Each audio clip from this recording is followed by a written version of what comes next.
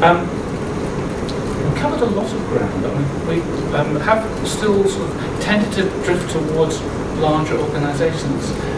In terms of the guidance function, is there anybody who's got any thoughts about how difficult or how easy it is to guide people like Alex onto appropriate programs? Any mileage in that?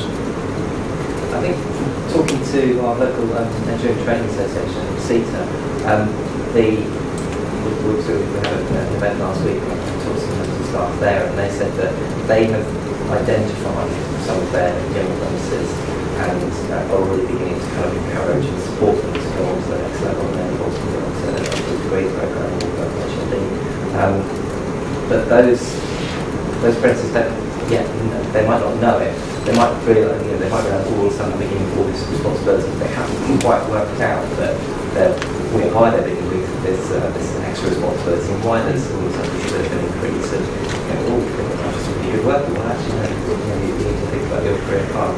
But I know that CETA works very closely with us and other providers to try and get them to come in and talk about their progression routes. But again, engineering is quite a problem. Yes. And so what I was trying to dig out by going into business and administration is how do we broaden this? Because obviously we need to support engineers and manufacturing, but we also need to be able to help develop scientists. We need to be able to help the performing arts. It should go right across the piece. I think you're right, it's a challenge, especially with SMEs.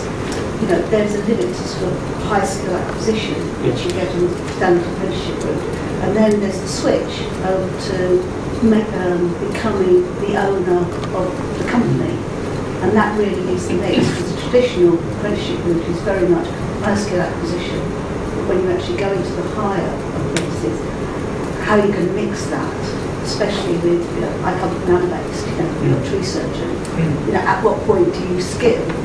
At what point do you start getting the skills that you need to become managers?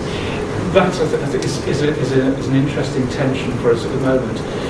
Not necessarily now-based, we do deliver HNs in that area, but we're finding it in things like beauty therapy, and we're finding that it's a sector skills council I'm getting annoyed with, because they've redesigned the higher nationals or level 4 and 5 program, and they've taken out the higher technical skills, saying, well, these people should have acquired them already, therefore you're doing effectively is providing the management of business skills.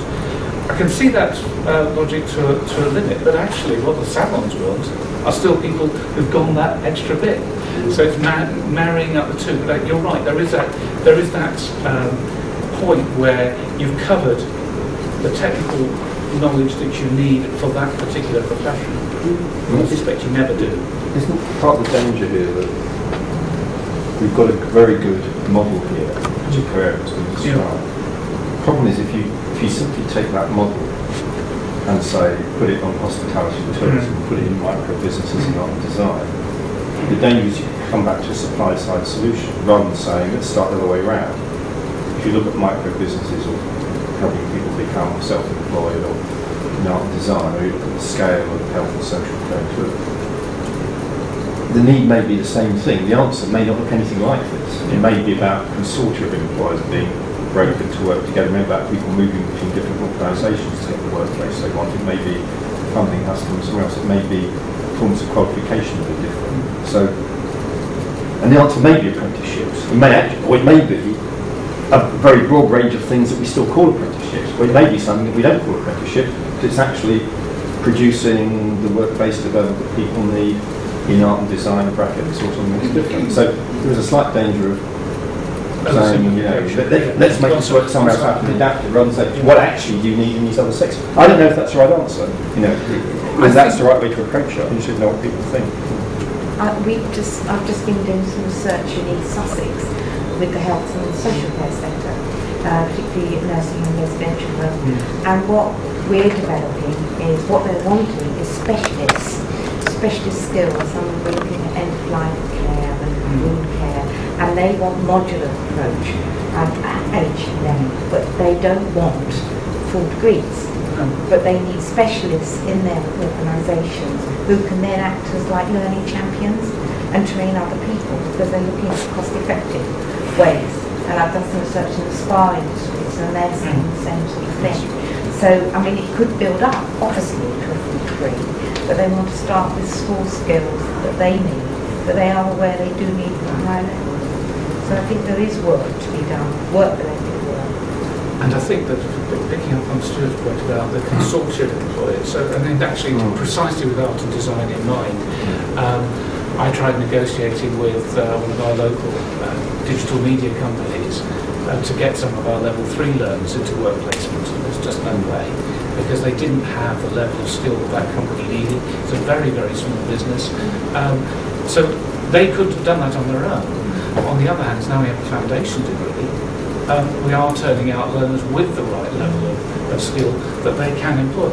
So my worry is that that then sort of benefits the, well, if you're going to do HE, it's got to be full-time. I think it's got to be a mixture of things. So whether it's done through consortia to provide what both the learner and the employer needs, I think almost perhaps saying it the other way around, what the employer needs as well as what the learner needs, then I think we can make a difference. One of the other points I wanted to pick up about, if I may, I sort of talked about leaflets to explain the process, which again, we might need a plethora of things because each sector might need something different. We already have, as some of the other workshops have described, websites which provide a similar kind of service.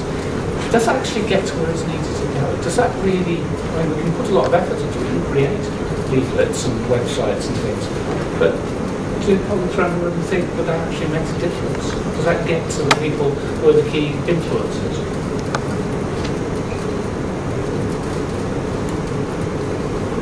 I struggle to get parents. Yeah.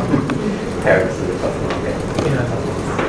Yeah, definitely. I mean, I speak at college, I go to college over the evenings, sometimes at parents' evenings, and there's the usual suspects that are there that are supporting their son or daughter to go on and do well, but actually the ones that really need to be there, that need to find out about the pressure is very often not there. I think the crucial thing is employers. Yes. Because if the employer puts an ad out, I want someone with this qualification, then that sends the message that that's the qualification I've got to get. That's the process of qualification. So. And so with the same idea, just picking up on that point, perhaps as collectives, if we were acting as almost a brokerage, so you're advertising for such and such a role, we've got somebody who is potentially could be trained up to meet that role. How about it? Would you like to take them on whilst we train them? Maybe if we are more proactive in that way, because what I was worried about was, while I think that supporting information is critical, it is a reactive, passive system, and I think that what we need is something which is going out and actively targeting the people who are difficult to reach. And that doesn't necessarily mean, it doesn't automatically mean it's web-based, it might mean phone or on the doorstep. I think a lot of the colleges we have job shops where we actually putting employers adverts and the link is, So that's where our role needs to sharpen up, I think. Well, we can offer a recruitment service. Absolutely. And most colleges do that. Indeed, yeah. Recruitment service for employees. In our case, Jerry, I mean, quite a lot of time companies which they've had a student and they decide with us, they come up to us say, have you got anybody who wants a job? But what I always say, tell them, right, you're not a recruitment agency, yes, nominate a very good student for you, as far as we sponsor them to be HSC and HSD. That's that usually works, right? But one thing, if I may mention, right, which was the essence of the base of the Sussex agreement was, we all say we're going to do our utmost to guarantee the interview for the vocational student, right? I think that's very important, Jerry, right? Vocational student has got lots of baggage, confidence lack and all that, right?